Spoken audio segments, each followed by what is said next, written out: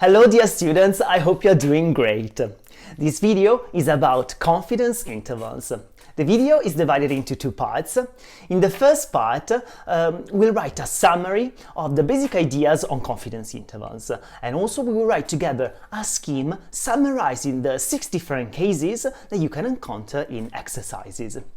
In the second part, we'll go through 5 different examples, each relative to one of the first 5 cases. I hope you will find the summary, the scheme, and the exercises useful. As usual, if you need more support or advice, do get in touch. Enjoy! So let's start with this crash recap on the basic ideas on confidence intervals. Okay, so first of all, a confidence interval, we can call it C1 minus alpha. Well, 1 minus alpha, okay, it's called the confidence of the interval. So this is a random interval that depends on a sample of data. A sample of data that we usually call x1, x2, up to xn. So we have like n different observations. It's a random interval because like it depends on the sample. So like different samples will lead to different confidence intervals. So like for example, I will write the confidence interval for the mean of a normal population, okay, when the variance is known, and this is the sample mean minus z alpha over 2 times the sample standard deviation over square root of n, and the same x bar plus z alpha over 2 s over square root of n. Okay, so this is a confidence interval, and it depends on the sample. Why? Well, of course, the sample mean depends on the sample,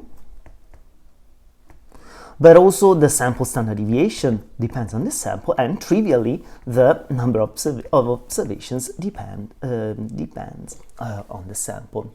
So the only quantity here that does not depend on the sample is this z alpha over 2. Okay, so z alpha over 2 does not depend on the sample. Great. And what is this z alpha over 2? Z alpha over 2, so we will use the RStudio and R notation. This is a quantile of a normal distribution, okay? But it's not the alpha over 2 quantile, it's the alpha over 2 right quantile. That is the one we obtain specifying lower tail equal false. Okay, so I'll give you a graphical representation of where we can find z alpha over 2. So, okay, let's say that this is a normal distribution, so the probability density function of a normal distribution, right? Okay, so maybe it's not like supercenter, but it is now. So we can find alpha, z alpha over 2 around here, z alpha over 2. Okay, and it's the value such that the probability that that a standard normal distribution is higher than that value is alpha over 2. Okay, alpha over 2. The Gaussian, so the standard Gaussian, of course, is symmetric. So if you consider minus z alpha over 2 instead, well, then we have that the other tail, the lower tail, has the same area. So again, alpha over 2. Okay. Consequently, okay, of course, the area in between these two values is 1 minus alpha. 1 minus alpha. Right? Because of course the area below this PDF has to be 1. Great. So usually alpha is equal 0.05, and this is called, so this alpha is called the significance.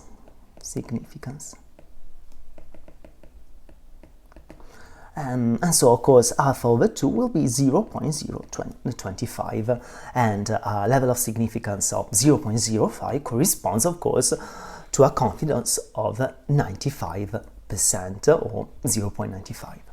Okay, so what's the idea? So we have this confidence interval that depends on the data, and it's a random interval. It depends on this data, so on the sample. And what can we do with it? So the idea is that we can sample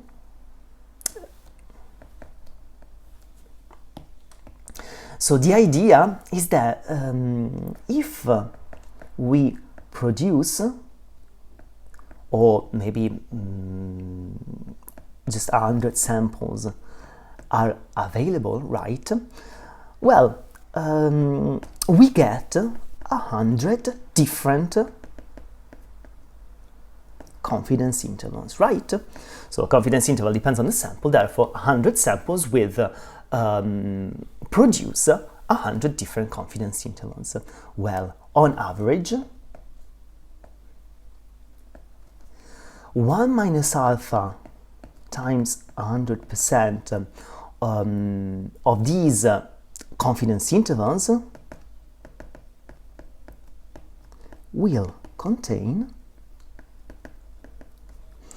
the parameter of interest, mu in this case, right?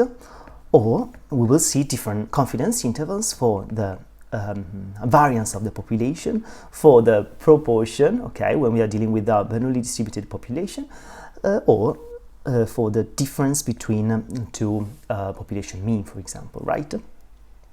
So again, this quantity, okay, if we choose alpha equal 0.05, then 95% of the confidence interval will contain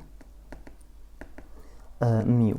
Okay, so this is very important because, like, we can produce these random intervals that have a certain probability of containing mu.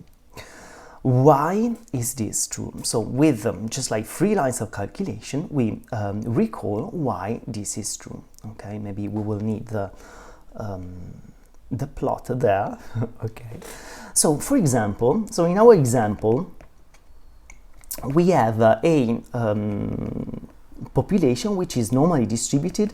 We know the variance of this population. This will be important. And so in this case, so if we have a normally distributed population, we draw these independent and identically distributed samples. We know that the sample mean is distributed according to a normal, right, with the mean mu and standard deviation, well, and variance sigma square over n, right?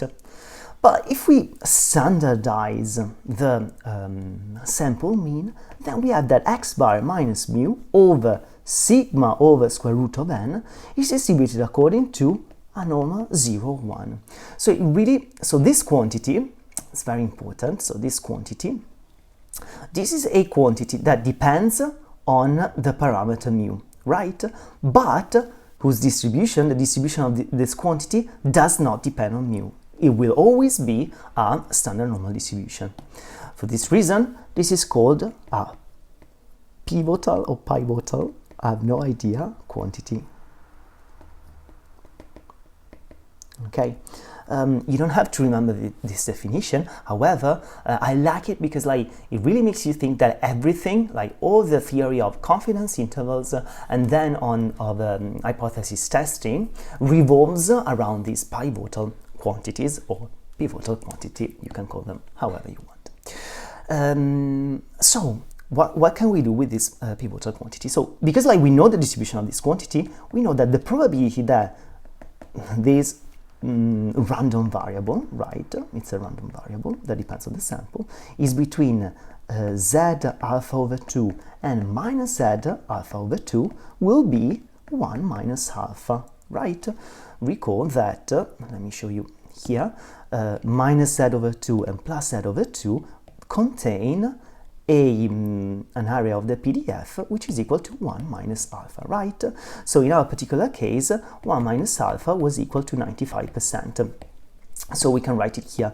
So usually, if alpha is equal to 0.05, this will be 95%. Okay, we can rearrange these terms, so we forget about this part. We can rearrange these terms so that we can subtract the sample mean on both sides. Well, we can multiply both sides by sigma over square root of n, subtract the sample mean, then change the inequalities, and you will get that the sample mean minus z alpha over 2 sigma over square root of n and x plus z alpha over 2 sigma over square root of n contain mu with probability 1 minus alpha. That again, if alpha, so the significance is 0.05, so this happens with probability 95%. So this is extremely important because now we know that the probability, okay, that a confidence interval will contain mu is 1 minus alpha. So usually if alpha is equal 5%, we have that the confidence is like 95%. This probability is 95%. If alpha is equal 10%, then the confidence is 90%, and if alpha is equal 1%, then the confidence is 99%. This is called the significance, and this is called the confidence. They are always closely linked, of course. 1 minus the confidence is the significance, and the other way around. Okay, so very important. The confidence interval depends on the sample. Different samples will give rise to different confidence intervals. But we know that a confidence interval, as a random interval, will contain the parameter which is the object of our estimate with probability 1 minus alpha, which is in general 95%. Okay, so a confidence interval with confidence 1 minus alpha, let's say 95%, is a random interval that contains the parameter which is the object of our interest with a probability 1 minus alpha, that is 95%. There are plenty of pivotal quantity on which we can base our confidence intervals. However, for this module, for this course, we have a limited number of cases, of course, but it's very important that you understand also the rationale between these confidence intervals. So I've thought to give you a summary, sort of like scheme that collects, all right, 6 different cases that you can encounter of these confidence intervals, right? So we will call this scheme confidence intervals. Also ultimate scheme. Okay, so for short, CHAOS. Okay, so so I will go through the scheme with you. It might be a bit long, and so maybe like you can stay with me for the first 2 cases and then skip, but at least you will have the picture, you will understand what we are doing, and hopefully this scheme will be useful to solve the exercises with which you are practicing. Of course, that will be in the exam as well. Okay, so case 1. Okay, the case 1 is a confidence interval, so it's the one we've just seen for the mean of a normally distributed population. So the confidence interval for mu, when we have a known variance sigma square, and the population, so that we could call xi, is normally distributed with mean mu and variance sigma square. Okay, so the pivotal quantity, pivotal seems like more right to me than pivotal, but I don't mind.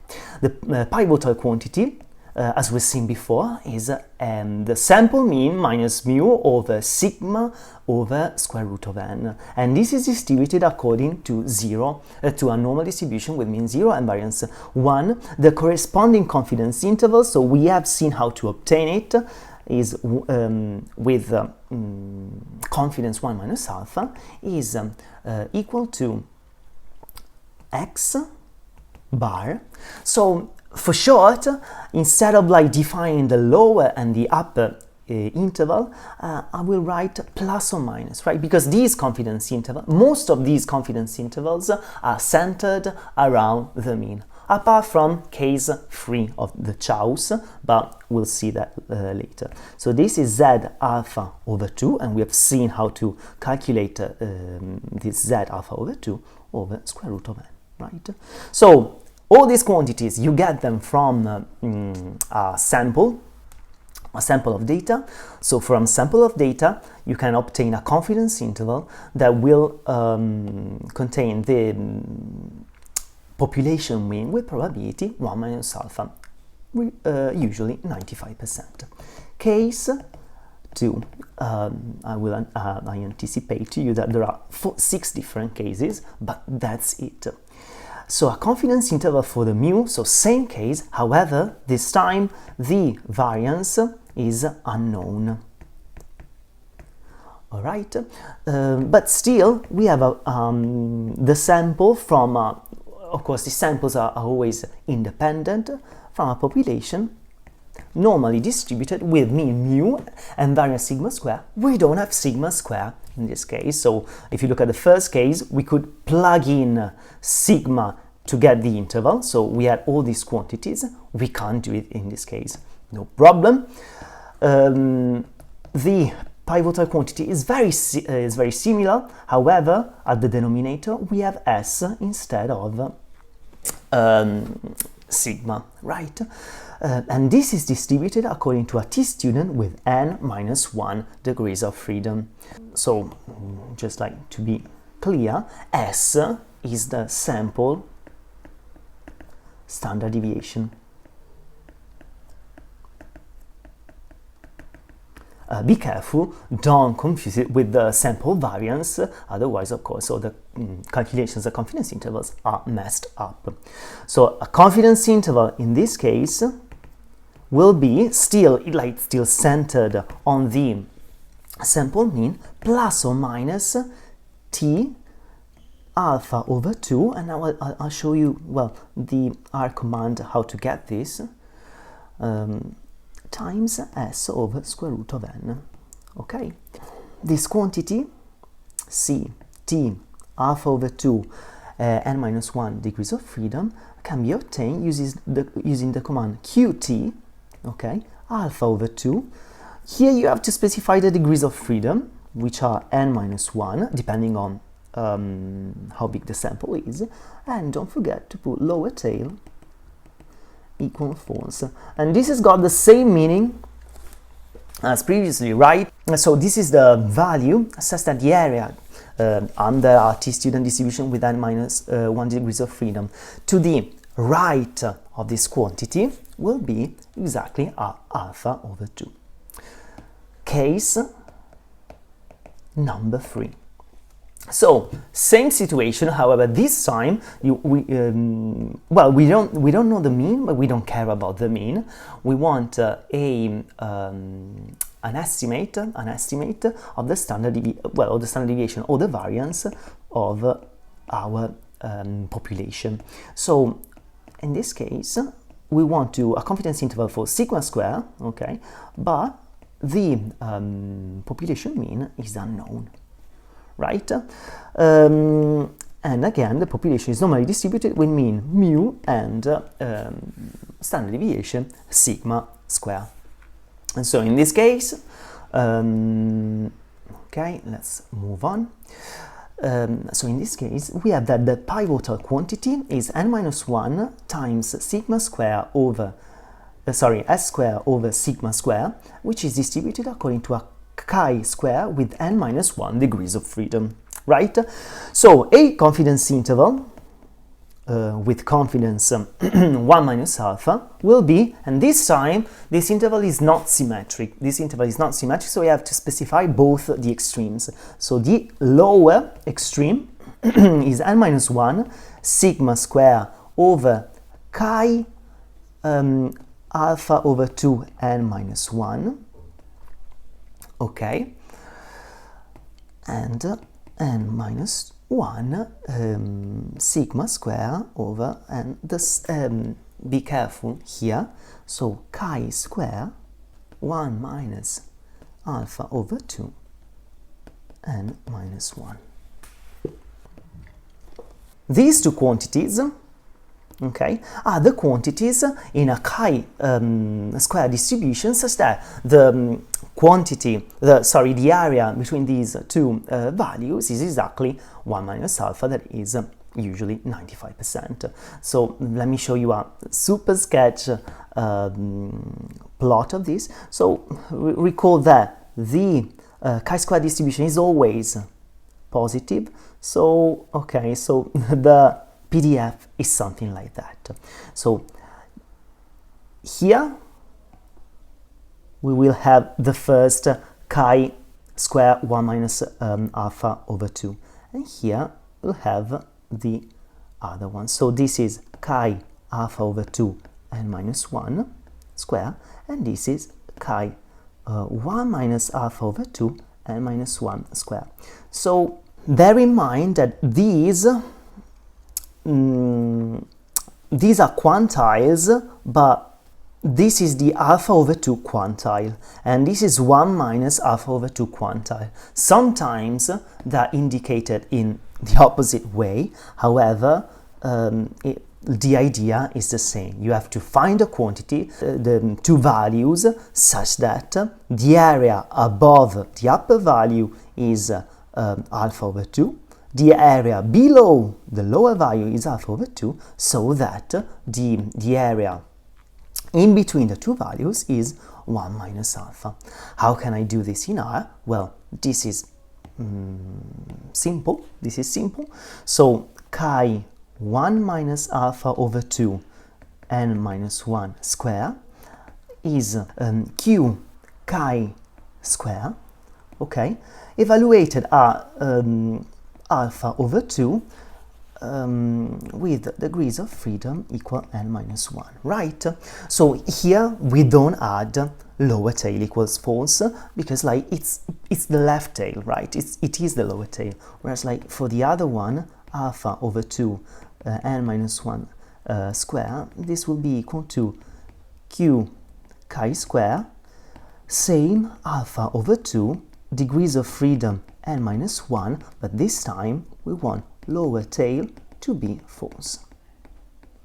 Okay, make sure you understand why we use lower tail true or false to define these quantities. Okay, case 4 of our 6 cases. Case 4. Okay, so we change slightly the setting. This time we want a confidence interval for P, okay, and P is the parameter of a Bernoulli population. So we have like a population Bernoulli distributed with parameter P, and this confidence interval is only true if the population is the sample is big enough. So it's a central limit theorem approximation. So you don't have to worry about this. It's just like to make you like, I'm just telling you that this is not an exact result, it's just an approximate result. However, even if we have like n equal to I don't know, 30, then it's like close enough to the asymptotic result. So the pivotal quantity is pi hat minus p over s over square root of n. Pi hat, so this is normally distributed according to a Gaussian with mean 0 and variance 1.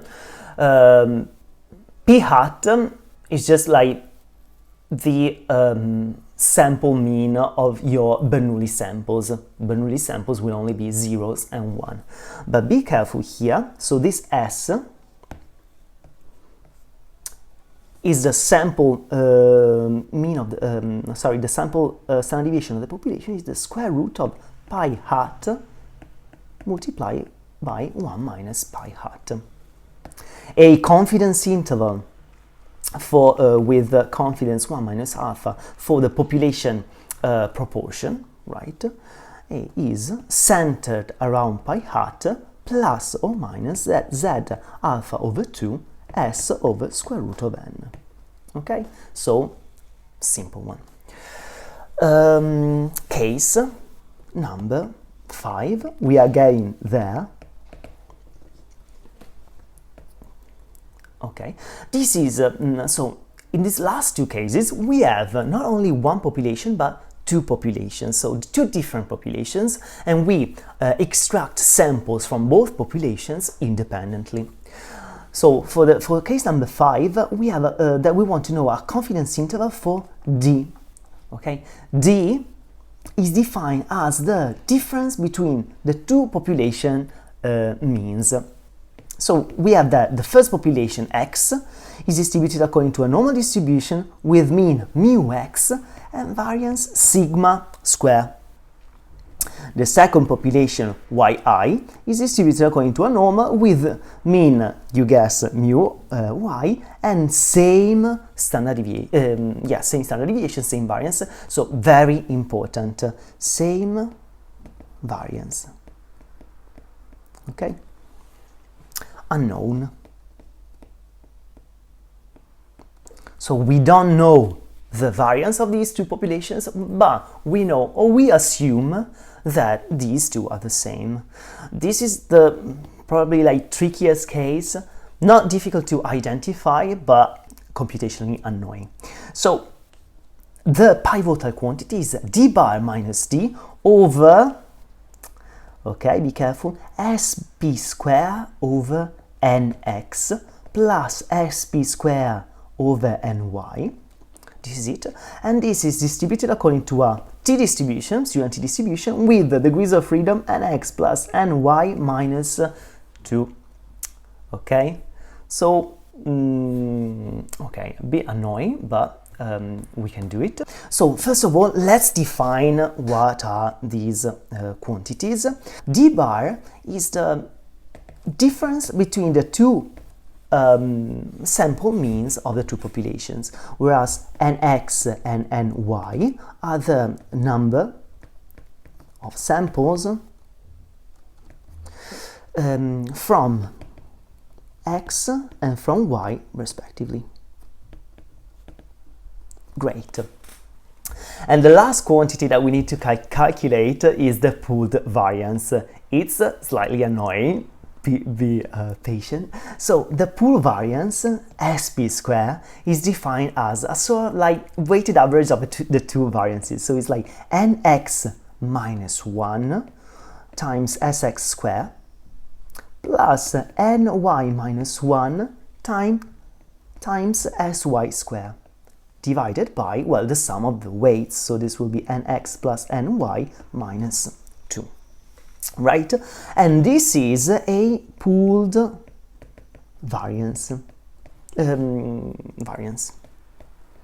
or a pooled sample variance. So this is a unbiased estimator of sigma square given the two samples. Right, so now that we have defined all these quantities, we can write the confidence interval for D, so for the difference between mu x and mu I, as always, as usual, 1 minus alpha here. So this is a confidence interval centered on D bar plus or minus, right, T, okay, same as defined before, degrees of freedom nx plus ny minus 2 times and then that annoying term there, sp square over nx plus nsp square over ny. So a bit computationally annoying, but nothing to be scared of. Last case of choice, case 6, right? We got that this is a confidence interval for D, okay, still we have the difference between two population means, so very similar to case 5. However, this time xi is still distributed with mu x, but the variance is different from that of yi, which is distributed according to a Gaussian with mean mu y and standard deviation sigma y square. So in this case, we have different variances, right? So sigma x is different from sigma y. However, they are known. Okay? Whereas before, so it's not more difficult or easier than the previous one. It's just like different. Before, we didn't have the variance, but we assumed the two populations had the same variance. This time, we allow for the two populations to have different variances. However, we assume that we had them. And the pivotal quantity for this case is d bar, so same notation as before, d bar minus d divided by square root of sigma square x over nx plus sigma square y over ny. Okay, hopefully you can read this, and this is a normal distribution, 0, 1, okay? So normal distribution, not t-student has case 5. And finally, we write our last confidence interval, which is again centered on the d bar, so the estimate for these, the point estimate for the distance between these two population means, plus or minus z alpha 2, so we have a z score, of course, because the pivot is normal, times, and sigma x square over nx plus sigma y square over ny. And this is it. We finally made it. Let's celebrate. Okay, so this is a scheme of all the possible cases that you can encounter. I hope that you find this helpful. In the following part of the video, we will look at 5 different exercises, and each of these exercises will be an example of each of these cases, so you can get a feel on how to use the different cases, and really, once you get the hang of it, it will become very easy to you.